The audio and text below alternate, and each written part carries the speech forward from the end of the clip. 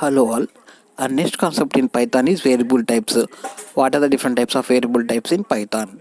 So let us discuss. So variable means variables are nothing but memory locations.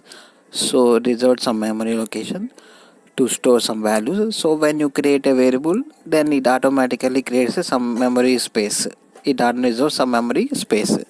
And next we have how can we assign values to variables? How can we assign values to variables? By using the is equal to sign, we can assign values to variables in Python.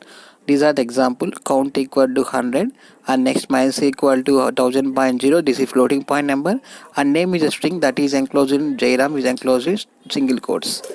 And next we have Python also supports in this variable types. Python also supports multiple assignments. How can Python assign multiple values at a time? That means values to variables at a time. Here, the Python allows you to create assign a single value to multiple variables simultaneously. Like here is the example: a is equal to b is equal to, here a b c is the different variables and one assigned to them.